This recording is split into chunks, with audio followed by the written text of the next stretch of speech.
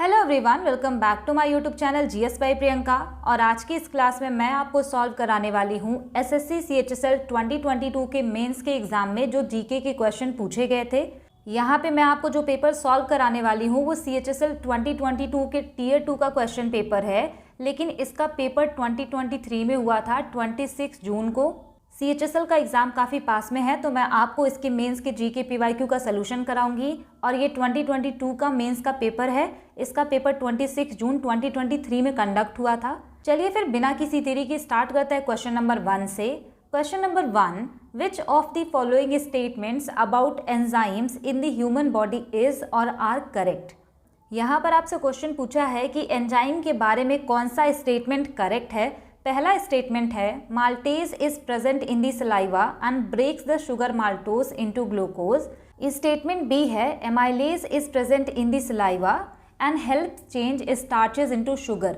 Statement A में यहाँ पे कह रहा है कि माल्टेज जो होता है वो सलाइवा में प्रेजेंट होता है और वो शुगर माल्टोज को ग्लूकोज में ब्रेक करता है। दूसरे स्टेटमेंट में कह रहे हैं कि एमाइलेज जो है वो सलाइवा में प्रेजेंट होता है और ये स्टार्च को कन्वर्ट करता है शुगर में। तो यहाँ पे राइट आंसर होगा ऑप्शन बी, लेकिन इसका आंसर में ना थोड़ा सा कंफ्यूजन है, क्योंकि अगर हम देखें ये जो माल्टेज है ना ये सलाइवा में प्रेजेंट नहीं होता है। ये वाला जो पार्ट लिखा है ना कि ये शुगर माल्टोज को ग्लूकोज में ब्रेक करता है, ये वाला पार्ट सही है, लेकिन ये वाला पार्ट गलत है। माल्टेज सलाइवा में प्रेजेंट नहीं होता, लेकिन एसएससी का ऑफिशियल आंसर यही है, बोथ ए एंड बी वाला। लेकिन टेक्स्ट बुक पे या फिर आप कहीं भी गूगल करेंगे ना तो ये बिल्कुल गलत है कि माल्टेज सलाइवा में हो। तो टेक्स्ट बुक पे भी इसका आंसर यही वाला दिया है, ओनली बी। और अगर टेक्निकली देखा जाए तो स्टेटमेंट बी ही सही होना चाहिए, पर एसएससी ने ए एंड बी दोनों को करेक्ट माना है। इस क्वेश्चन में थोड़ा सा कंफ्यूजन हो सकता था, इसीलिए मैंने आपको बता दिया कि यहाँ पे ओनली बी अगर हम देखें तो सही होगा, लेकिन एसएससी ने दोनों को आंसर माना है कि दोनों करेक्ट है। यहाँ से आपको देखना है कि कार्बोहाइड्रेट कितने टाइप्स के होते हैं। तो कार्बोहाइड्रेट दो तरह के होते हैं, एक तो होता है सिंपल कार्बोहाइड्रेट और एक होता है कॉम्प्लेक्स कार्बोहाइड्रेट। सिंपल कार्बोहाइड्रेट को फर्दर दो कैटेगरीज में डिवाइड किया गया है, एक तो मोनोसैकेराइड, सेकेंड यहाँ पे आ जाएगा डाइसैकेराइड। ये जो मोनोसैकेराइड होता है ना ये सिंपलेस्ट शुगर होता है। आपको ना यहाँ से एग्जाम्पल याद रखने हैं, ग्लूकोज, फ्रक्टोज और गैलेक्टोज ये मोनोसैकेराइड के एग्जाम्पल हैं। माल्टोज, लैक्टोज और सुक्रोज ये डाइसैकेराइड के एग्जाम्पल हैं। कॉम्प्लेक्स कार्बोहाइड्रेट में आ जाता है पॉलीसैकेराइड। यहाँ पे बहुत सारे मॉलिक्यूल्स के चेन बनते हैं। तो सबसे पहले आपको इसमें याद रखना है स्टार्च, फाइबर, ग्लाइकोजन और सेल्यूलोज। तो ये आपको ना एग्जाम्पल याद रखना है, पूछा जा सकता है। यहाँ से आपको ये भी याद रखना है कि कार्बोहाइड्रेट्स होते क्या हैं। तो कार्बोहाइड्रेट कार्बन, हाइड्रोजन और ऑक्सीजन से मिलके बने होते हैं। इनका जनरल फॉर्मूला होता है CnH2nOn और इनका रेशियो अगर आपसे पूछ ले तो 1:2:1 होगा। यहाँ पे मैंने लिखा भी है कि मोनोसैकेराइड जो होते हैं ना ये सिंगल शुगर मॉलिक्यूल होते हैं, जैसे कि ग्लूकोज, फ्रक्टोज, गैलेक्टोज और राइबोज। यहाँ से आपको एक चीज़ और याद रखनी है कि ये जो फ्रक्टोज है ना ये फलों में पाया जाता है, इसी वजह से जो फ्रूट्स होते हैं ना वो नेचुरली स्वीट होते हैं। नेक्स्ट आपको याद रखना है कि फ्रक्टोज जो होता है ना वो स्वीटेस्ट नेचुरली अकरिंग शुगर है, यानी कि प्रकृति में पाई जाने वाली सबसे मीठी शुगर है फ्रक्टोज। नेक्स्ट यहाँ पे है सुक्रोज। इसको आप ज़रूर याद रखेंगे कि इसको हम टेबल शुगर कहते हैं और ये ग्लूकोज और फ्रक्टोज से मिलके बना होता है, ये चीज़ पूछी जा सकती है। नेक्स्ट आपको याद रखना है लैक्टोज। अगर आपसे पूछा जाए कि लैक्टोज किससे किससे मिलके बना होता है तो ये ग्लूकोज और गैलेक्टोज से मिलके बना होता है। स्वीटनेस इन मिल्क जो होता है लैक्टोज की वजह से ही होता है। नेक्स्ट आ जाता है यहाँ पर माल्टोज। यहाँ पे ये बनता है ग्लूकोज और ग्लूकोज से ही मिल करके। अगर आपसे पूछे कि बॉइलिंग राइस वाटर में क्या देखने को मिलता है तो वहाँ पे माल्टोज देखने को मिलता है। इतनी चीज़ें आपको याद होनी चाहिए और ये चीज़ भी आपको क्लियर होना चाहिए। नेक्स्ट क्वेश्चन है a study conducted by scientist at the Bhabha atomic research centre in March 2023 found that certain areas in dash are experiencing nearly 3 times more background radiation than previously assumed। ये current affairs का question था। यहाँ पर आपसे पूछा जा रहा है ना कि भाभा एटॉमिक रिसर्च सेंटर में साइंटिस्ट ने मार्च 2023 में स्टडी की और उनको ये पता चला कि किसी स्टेट का जो सर्टेन एरिया है वहाँ पे 3 टाइम्स ज़्यादा रेडिएशन हो रहा है जितना कि अज्यूम किया गया था उससे। तो राइट आंसर हो जाएगा ऑप्शन 3, केरला में ऐसा देखने को मिला था।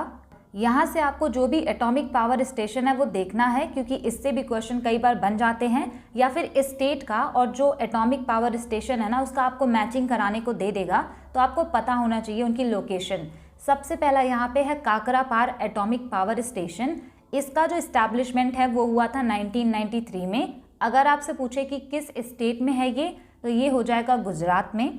नेक्स्ट यहाँ पे आता है कलपक्कम एटॉमिक पावर स्टेशन, ये हो जाएगा तमिलनाडु में। 1984 में ये बना था। नेक्स्ट यहाँ पे आता है नरोरा एटॉमिक पावर स्टेशन, 1991 में इसका इस्टेब्लिशमेंट हुआ था और ये है उत्तर प्रदेश में। अगर आपसे पूछे कैगा न्यूक्लियर पावर प्लांट कहाँ पर है, तो वो है कर्नाटका में। तो आप इसको ऐसे भी याद रख सकते हैं, Kaiga nuclear power plant Karnataka. Rajasthan atomic power station अगर आपसे पूछे तो वो राजस्थान में ही होगा, लेकिन ये पूछेगा नहीं। इसका ईयर पूछा जा सकता है 1973 का। नेक्स्ट यहाँ पे है तारापुर एटॉमिक पावर स्टेशन। इसका इस्टेब्लिशमेंट हुआ था 1969 में और ये है महाराष्ट्र में। आप याद रखेंगे कि ये फर्स्ट एटॉमिक पावर स्टेशन था इंडिया का। नेक्स्ट यहाँ पे है कुडनकुलम न्यूक्लियर पावर प्लांट, 2013 में इसका इस्टेब्लिशमेंट हुआ और ये लोकेटेड है तमिलनाडु में। अब यहाँ से आपको डीआरडीओ के बारे में कुछ चीज़ें याद रखनी हैं, क्योंकि डीआरडीओ से ना बहुत बार क्वेश्चन पूछा गया है।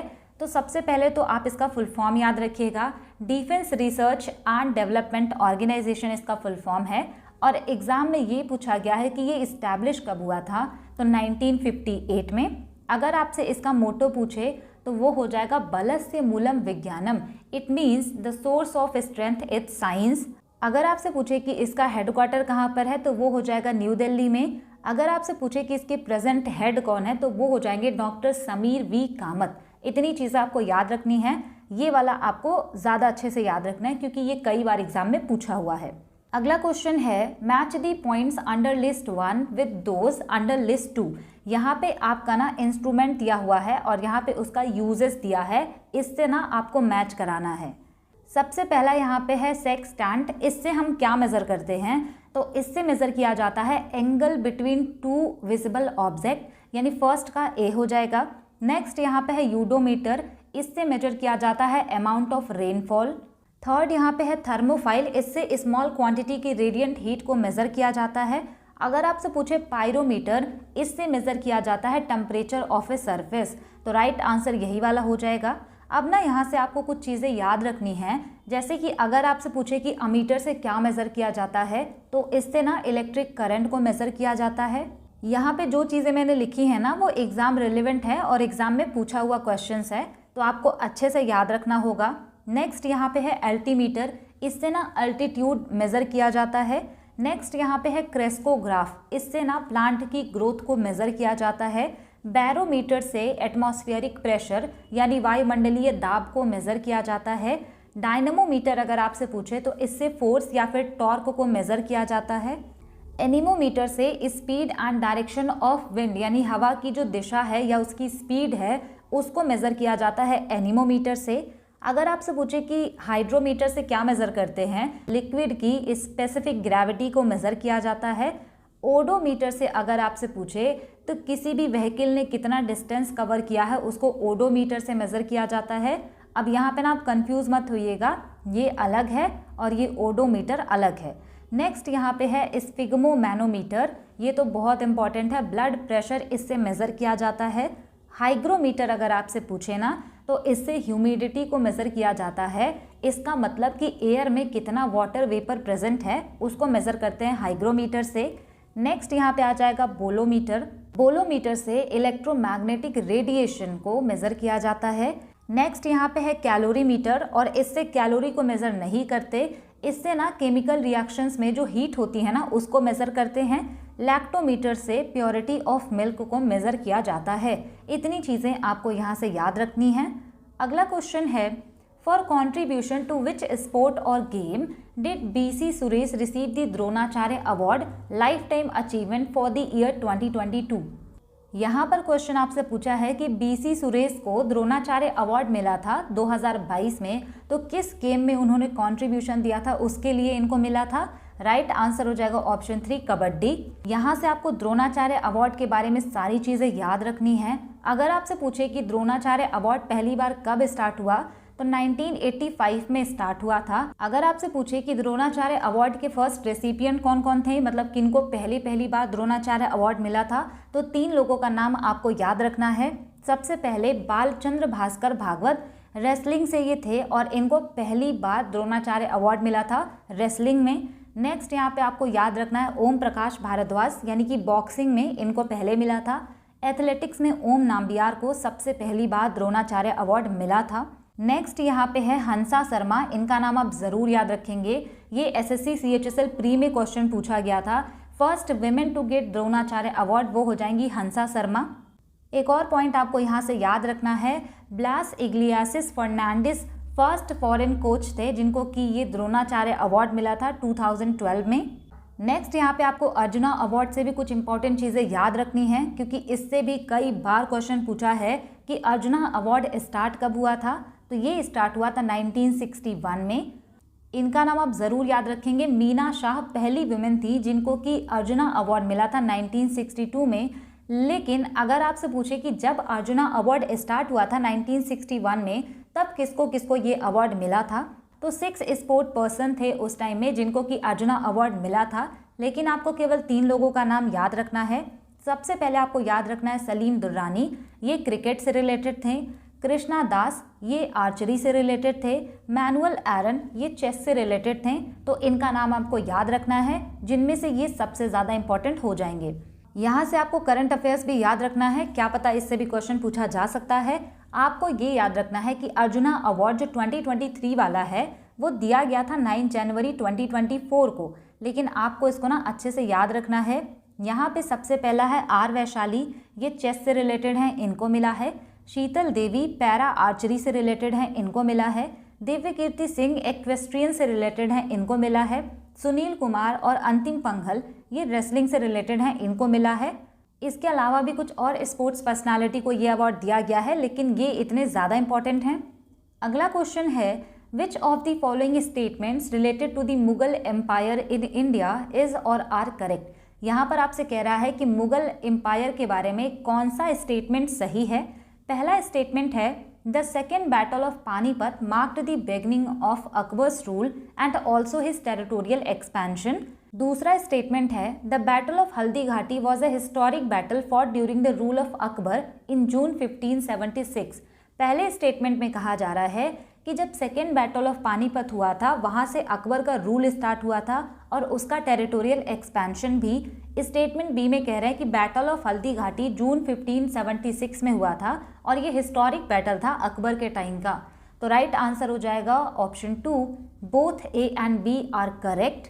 यहाँ से आपको याद रखना है ना, फर्स्ट बैटल ऑफ तराइन अगर आपसे पूछे तो वो हुआ था 1191 मोहम्मद गौरी और पृथ्वीराज चौहान के बीच में। सेकेंड बैटल ऑफ तराइन अगर आपसे पूछे तो उसके अगले ही साल हुआ था 1192 और इसमें मोहम्मद गौरी जीत गया था।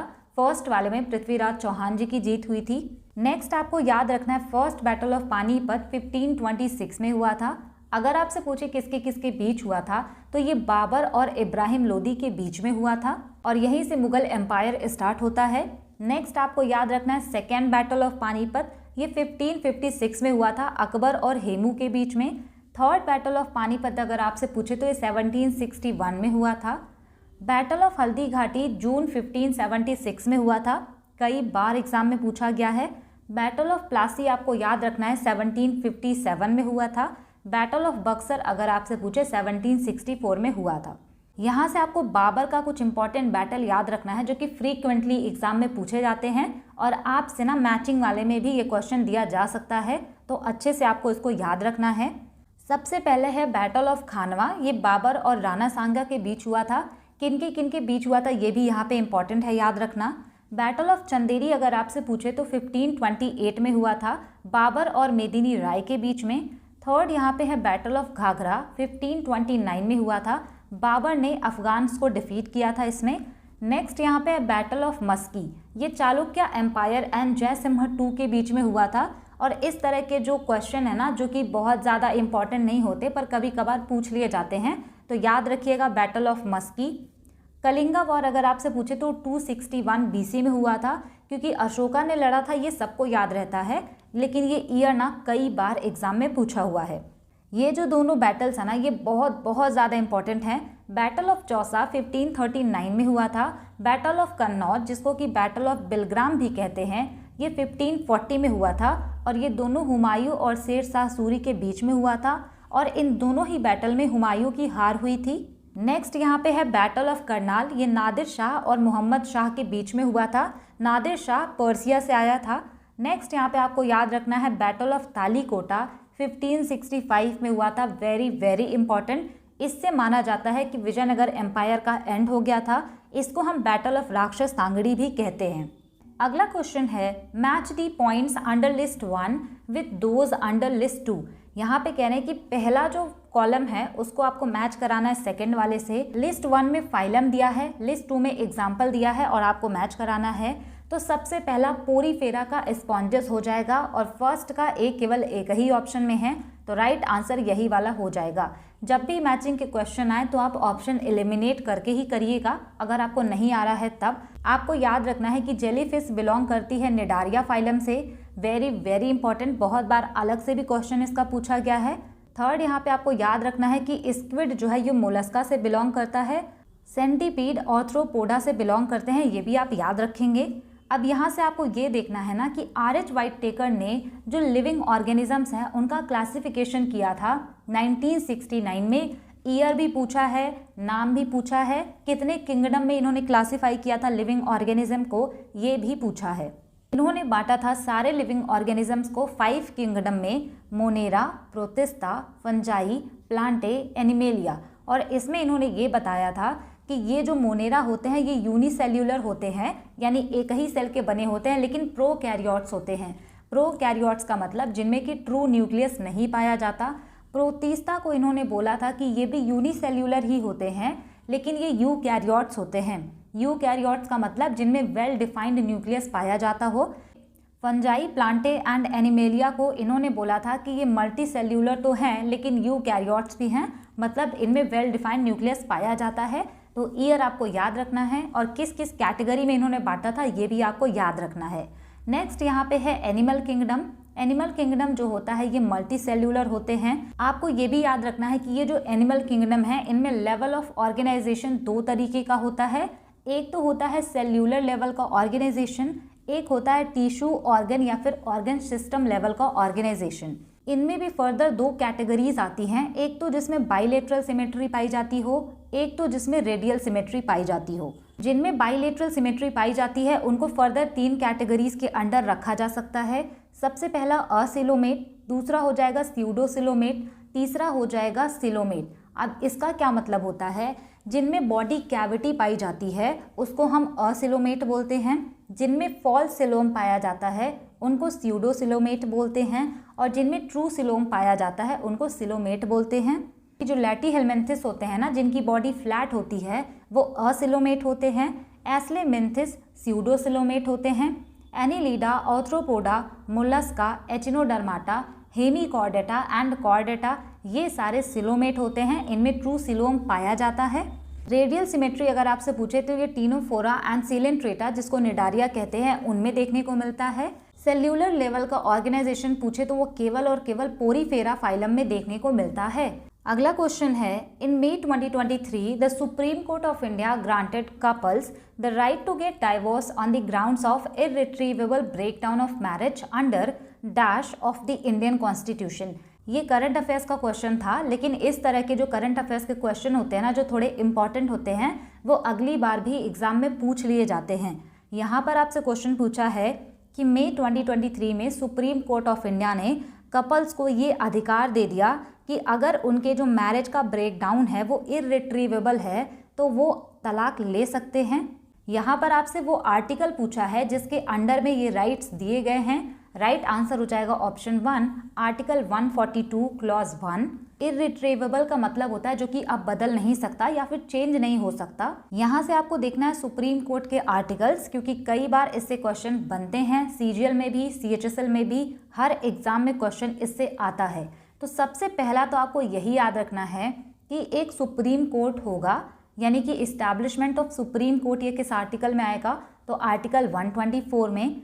आर्टिकल 125 में आता है सैलरी और बाकी सारी जो अलाउंसेस होती हैं जजेस की, वो सब आता है आर्टिकल 125 में। यहाँ पर आप सारे आर्टिकल्स याद कर सकते हैं, लेकिन मैं आपको वही बताऊंगी जो इम्पॉर्टेंट हैं। नेक्स्ट आपको याद रखना है आर्टिकल 129। बहुत बार पूछा गया है कि supreme court to be a court of record, ये किस आर्टिकल में आएगा? तो ये आर्टिकल 129 में आएगा।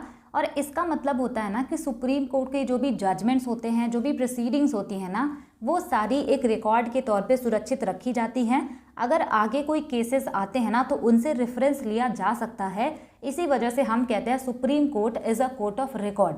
नेक्स्ट यहाँ पे है आर्टिकल 130। ये बहुत ज़्यादा इंपॉर्टेंट है। एक बार इससे क्वेश्चन पूछा गया था कि सीट ऑफ सुप्रीम कोर्ट ये किस आर्टिकल में आएगा? तो आर्टिकल 130 में। इसका मतलब होता है ना कि सुप्रीम कोर्ट कहाँ पर होगा। जैसे अभी न्यू दिल्ली में है ना, लेकिन अगर चीफ जस्टिस ऑफ इंडिया और प्रेसिडेंट चाहें तो उसको किसी और भी जगह शिफ्ट कर सकते हैं। नेक्स्ट आपको याद रखना है आर्टिकल 131। इसमें आता है original jurisdiction of supreme court. इसका मतलब होता है मूल क्षेत्राधिकार सुप्रीम कोर्ट का। आर्टिकल 132 में आता है appellate jurisdiction of supreme court. और ये सारे ना कई बार एग्जाम में पूछे हुए क्वेश्चंस हैं, तो इसको आप बहुत अच्छे से याद रखिएगा। नेक्स्ट आपको याद रखना है आर्टिकल 140। इसमें दिया गया है ancillary power of supreme court. इसके अंडर में पार्लियामेंट को ये पावर है कि वो सुप्रीम कोर्ट का ज्यूरिसडिक्शन और पावर को बढ़ा सकते हैं।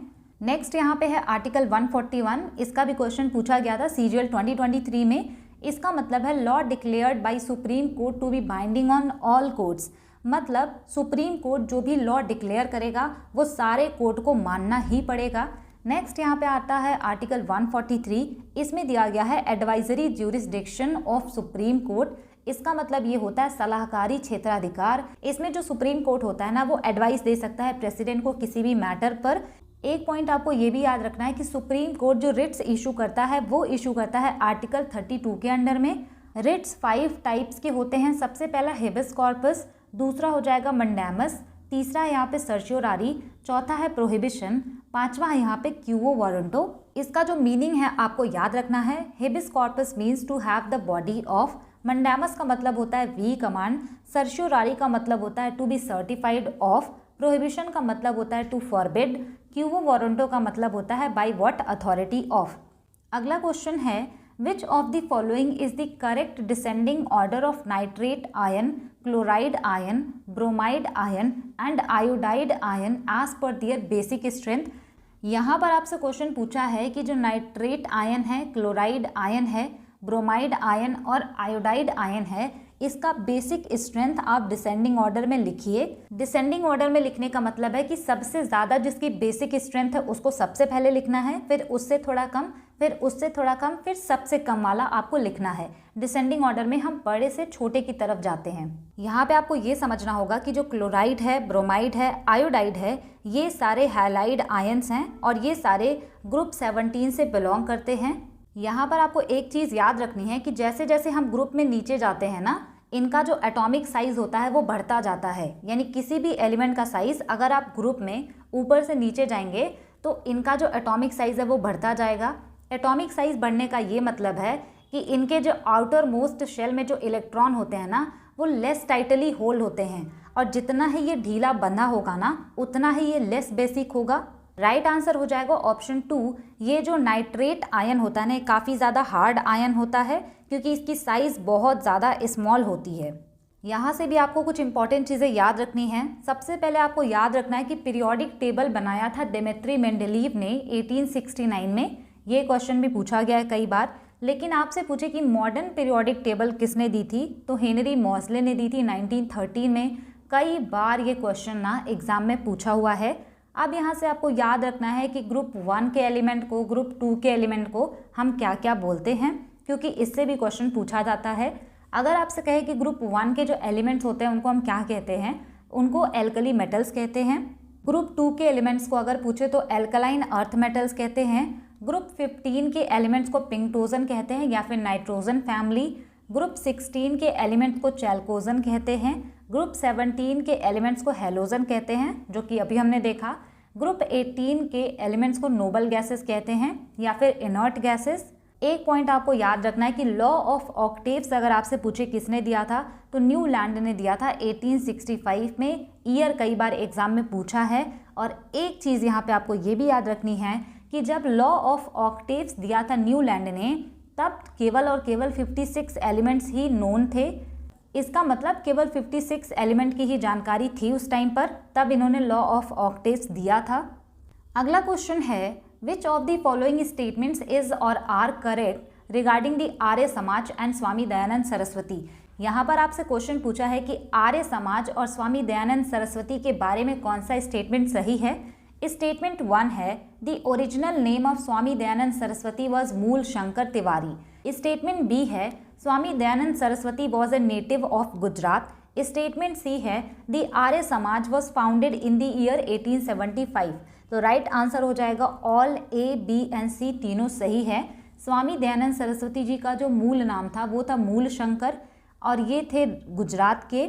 आर्य समाज इन्होंने बनाया था 1875 में। यहाँ से आपको कुछ सोशियो रिलीजियस जो ऑर्गेनाइजेशन थे वो देखने हैं, क्योंकि इनसे क्वेश्चन बहुत बार बनता है और आपको प्लेस भी अच्छे से याद रखना है, क्योंकि कहाँ पर ये फॉर्म हुआ था ये क्वेश्चन भी पूछे जाते हैं। तो सबसे पहला यहाँ पे है, 1815 में कलकत्ता में इस्टेब्लिश किया था आत्मीय सभा राजा राम मोहन रॉय ने। 1828 में कलकत्ता में इन्होंने इस्टेब्लिश किया था ब्रह्म समाज। ये वाला ज़्यादा इंपॉर्टेंट है और कई बार मैचिंग वाले में आत्मीय सभा वाला भी पूछता है। अगर आपसे पूछे कि धर्म सभा की स्थापना किसने की थी, तो राधाकांत देव ने इसको इस्टेब्लिश किया था 1829 में।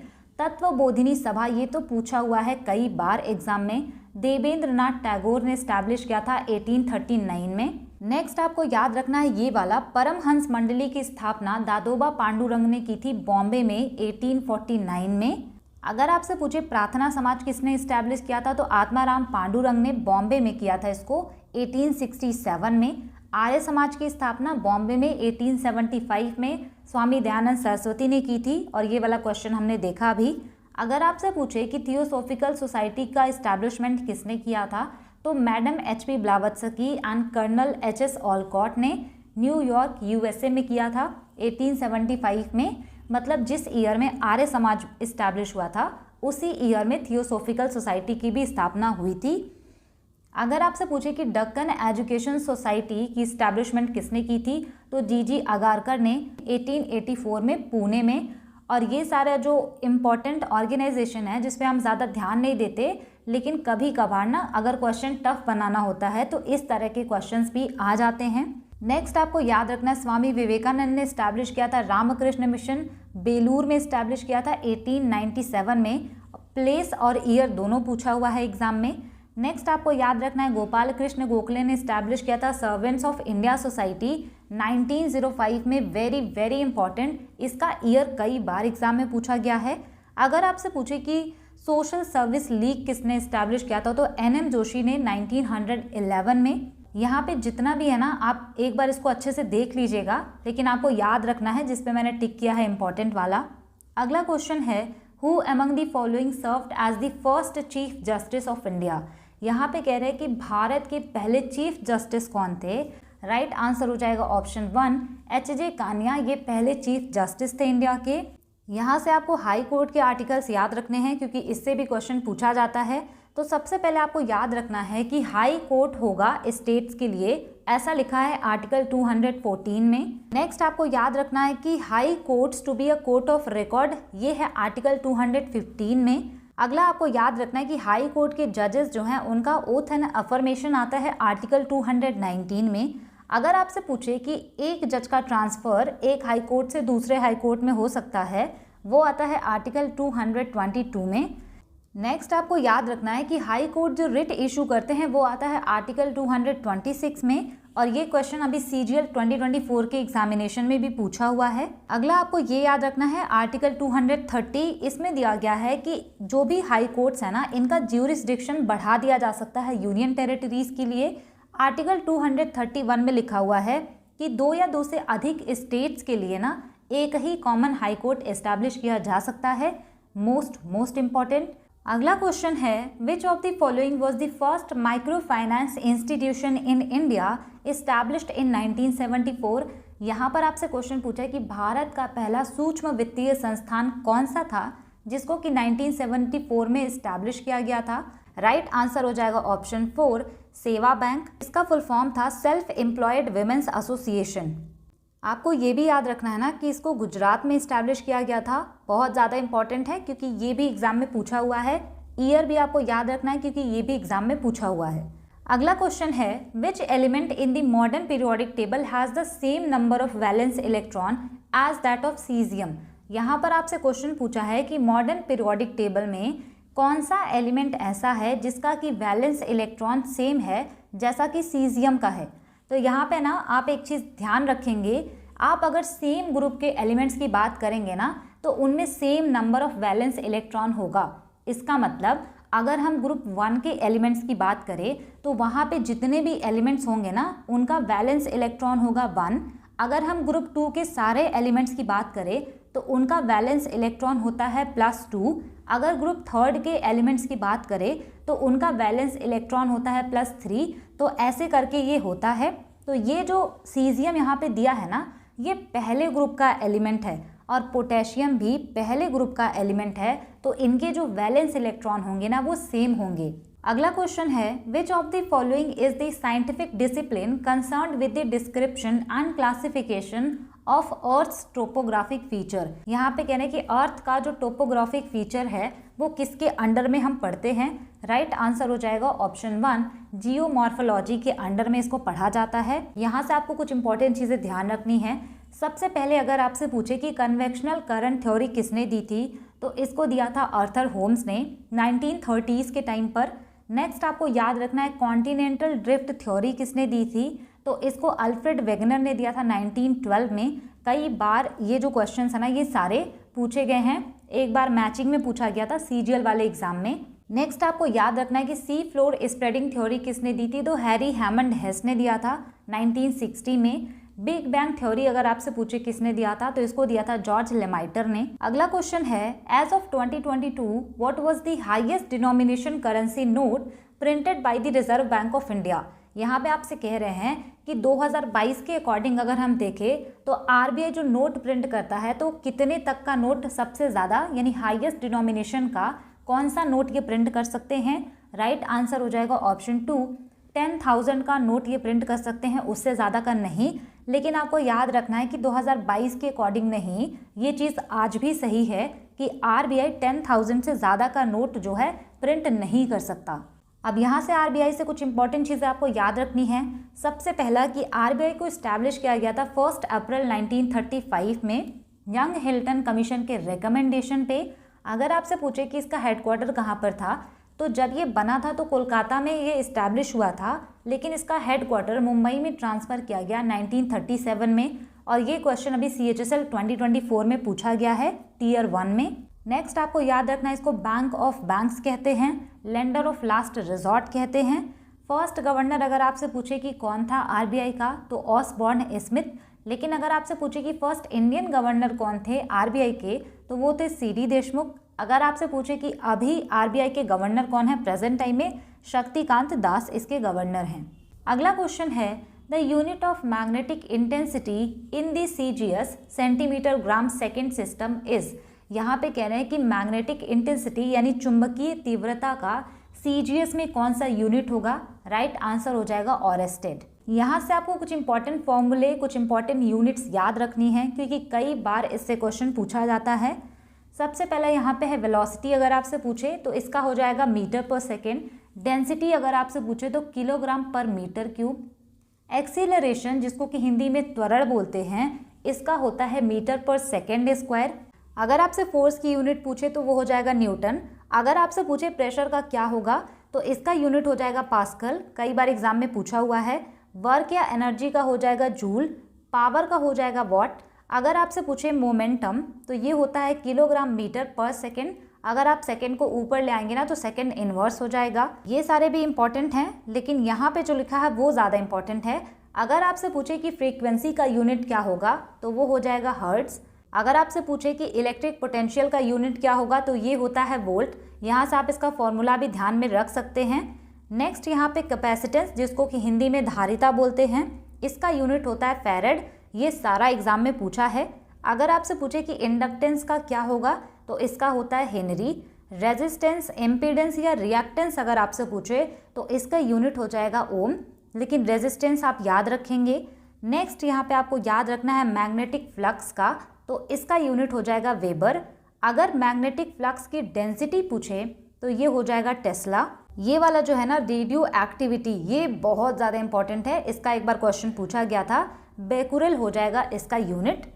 अगला क्वेश्चन है as per the census 2011 which of the following states recorded the lowest population. यहाँ पर आपसे क्वेश्चन कह रहा है कि जनगणना 2011 के अनुसार सबसे कम पॉपुलेशन किस स्टेट का था। राइट आंसर हो जाएगा सिक्किम।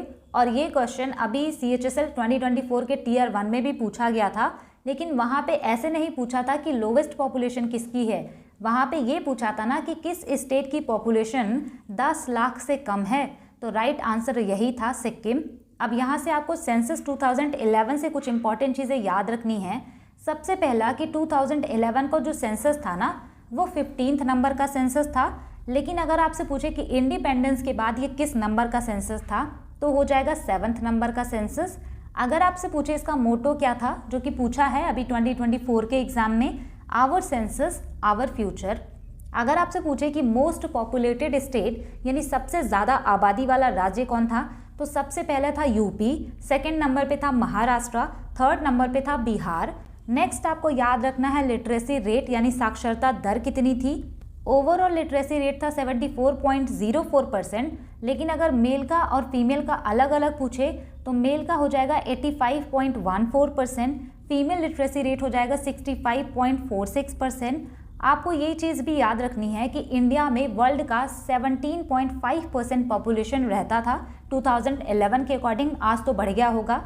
नेक्स्ट आपको याद रखना है कि रूरल पॉपुलेशन, अगर आपसे पूछे कि गांव की आबादी कितनी थी यानी रूरल एरिया में रहने वाले लोग कितने प्रतिशत थे, 68.8%। शहरी आबादी अगर आपसे पूछे यानी कि अर्बन पॉपुलेशन तो वो हो जाएगा 31.2%। और आपको ये भी याद रखना है कि highest percent of rural population कहाँ पे रहता था, तो हिमाचल प्रदेश में।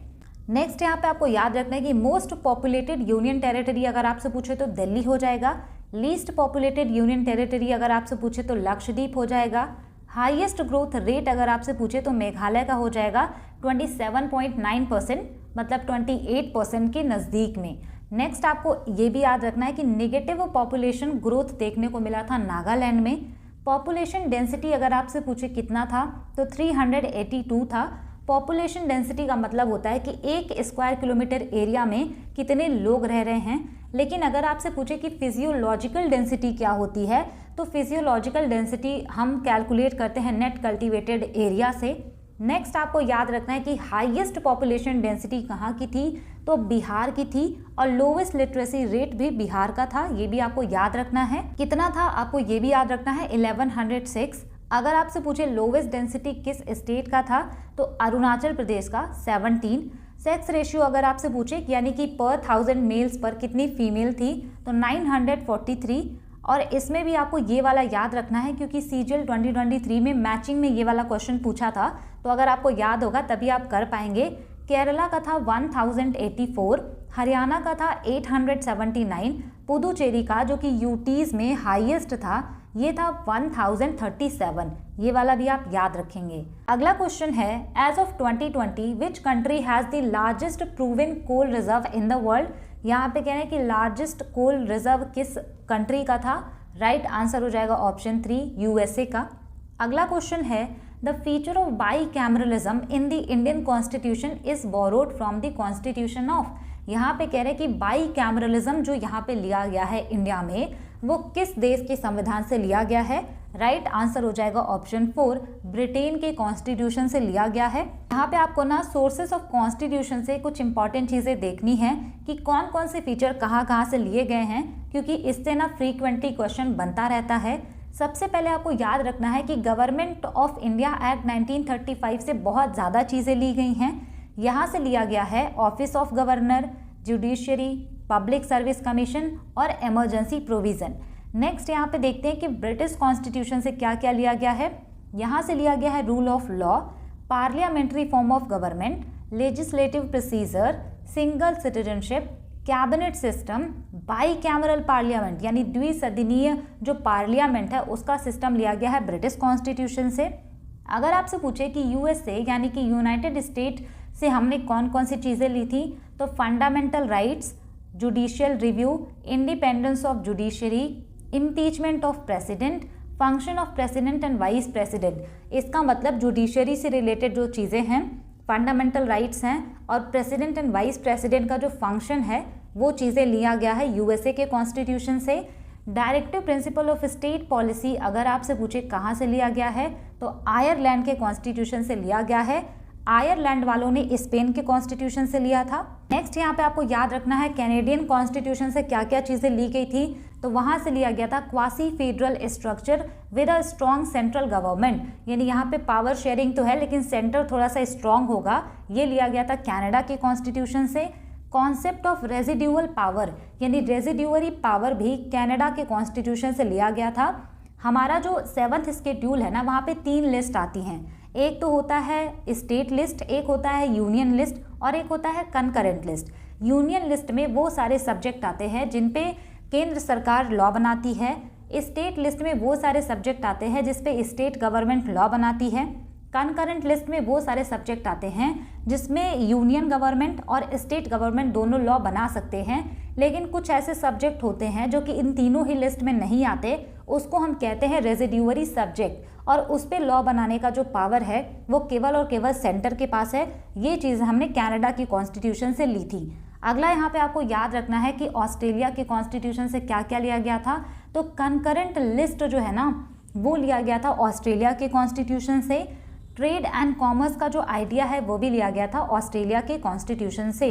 अगर आपसे पूछे कि फंडामेंटल राइट्स को इमरजेंसी के टाइम पे सस्पेंड कर दिया जाता है, ये प्रोविजन हमने कहाँ से लिया, तो ये लिया गया था वीमर कॉन्स्टिट्यूशन, जर्मनी का जो है वहाँ से। अगर आपसे पूछे कि सोवियत कॉन्स्टिट्यूशन या फिर रसिया के कॉन्स्टिट्यूशन से क्या लिया गया है, तो वहाँ से लिया गया है the principle of justice in social, economic and political. ये चीज़ें ली गई हैं सोवियत कॉन्स्टिट्यूशन से। अगला क्वेश्चन है deficiency of which of the following vitamins in the human diet causes a disease called xerophthalmia. यहाँ पे आपसे क्वेश्चन कह रहा है कि किस विटामिन की कमी से जीरोफ्थैल्मिया डिजीज हो जाती है। राइट आंसर हो जाएगा विटामिन ए। अगर आपसे पूछे कि विटामिन की डिस्कवरी किसने की थी, तो कैसिमिर फंक ने इसको बताया था।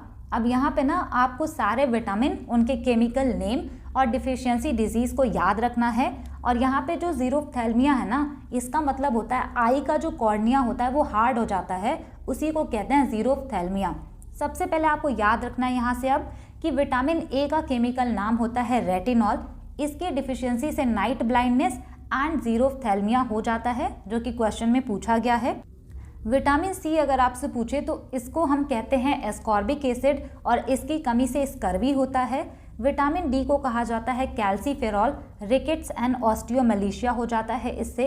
अगर आपसे पूछे कि ये विटामिन डी कहाँ कहाँ पे मिलता है, तो फिश ऑयल में और जो सन की लाइट है उसमें तो देखने को मिलता ही है। नेक्स्ट यहाँ पे आपको याद रखना है विटामिन ई, इसको कहते हैं टोकोफेरॉल और इससे हो जाता है इनफर्टिलिटी। विटामिन के को कहा जाता है फाइलोक्विनोन और इससे ना नॉन क्लॉटिंग ऑफ ब्लड हो जाता है। विटामिन बी1 जो है इसका नाम है थायमिन और इसकी कमी से हो जाता है बेरी डिजीज। विटामिन बी2 का केवल आपको केमिकल नेम याद रखना है राइबोफ्लाविन। विटामिन बी3 को नियासिन कहते हैं और इसकी कमी से पेलाग्रा हो जाता है। वेरी इंपॉर्टेंट, कई बार क्वेश्चन पूछा गया है। विटामिन बी5 का केवल केमिकल नेम याद रखना है पैंटोथेनिक एसिड। विटामिन बी6 का केमिकल नाम है पेरिडॉक्सिन और इसकी कमी से एनीमिया हो जाता है। एनीमिया का मतलब अगर आपकी बॉडी में आयरन की कमी है या रेड ब्लड सेल्स की कमी है, उसको कहते हैं एनीमिया। विटामिन बी7 की बात करें तो इसका नाम हो जाएगा बायोटीन।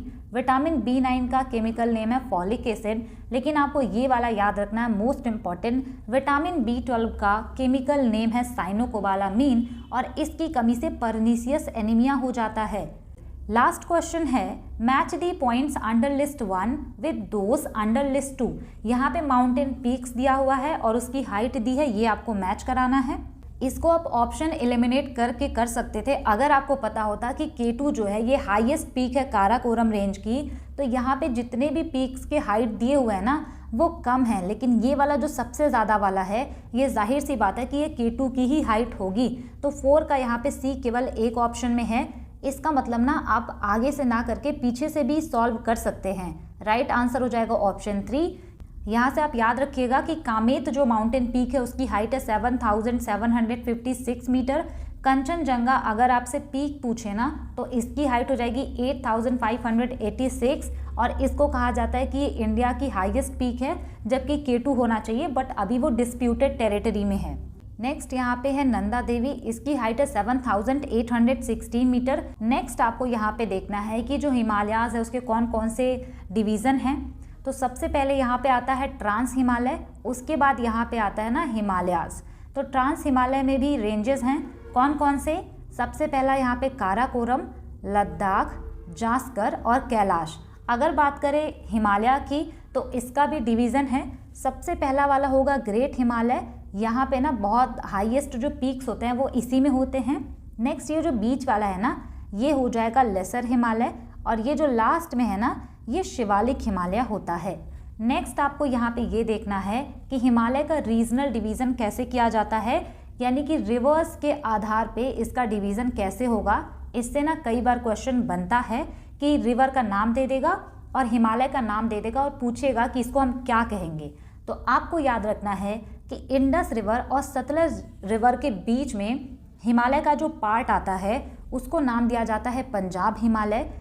सतलज रिवर और काली रिवर के बीच में हिमालय का जो पार्ट है उसको कुमाऊं हिमालय कहते हैं। काली रिवर और तीस्ता रिवर के बीच में हिमालय का जो पार्ट आता है उसको हम नेपाल हिमालय कहते हैं। तीस्ता रिवर और दिहांग रिवर के बीच में हिमालय का जो पार्ट आता है उसको असम हिमालय कहते हैं। यहाँ पे हो जाएगा दिहांग रिवर, ठीक। तो ये चीज़ें ना आपको बहुत अच्छे से याद रखनी है। नेक्स्ट आपको कुछ चीज़ें देखनी है कि ईस्टर्न घाट और वेस्टर्न घाट के जो पीक्स है ना वो आपको यहाँ पे पहचानने आना चाहिए, क्योंकि कई बार क्वेश्चन यही दे देगा कि ईस्टर्न घाट की कौन सी पीक है और वेस्टर्न घाट की कौन सी पीक है, उसमें आपको मैचिंग कराना है। तो आपको याद रखना है कि ईस्टर्न घाट की पीक्स हैं Nallamala hills, Venukonda, Palkonda hills, Javadi hills, Shevaroy hills, Panchamalai hills, Sirumalai hills, Varushanad hills और पलानी हिल्स। ये सारे जो हिल्स है ना ये बहुत ज़्यादा है नंबर में और ये पड़ते हैं ईस्टर्न घाट्स में। है कि ये जो नीलगिरी हिल्स है और अन्नामलाई हिल्स है ये सारे वेस्टर्न घाट के पार्ट हैं और कई बार इससे भी क्वेश्चन बना है। तो इतनी चीज़ें आपको याद रखनी है और यहाँ पे आपकी क्लास ख़त्म होती है, क्योंकि CHSL में केवल 20 क्वेश्चन पूछे जाते हैं जीके के मेंस के एग्जामिनेशन में। ये था 2022 के टियर 2 का CHSL मेंस का पेपर, जिसका कि एग्ज़ाम 2023 26 जून में हुआ था। इसके बाद मैं आपको 2023 के CHSL मेंस का GK PYQ का सलूशन कराऊंगी। आई होप आपको ये वीडियो हेल्पफुल लगी होगी। आपको ये वीडियो कैसी लगी मुझे कमेंट करके ज़रूर बताइएगा। Thanks for watching, stay tune, keep learning, keep working hard.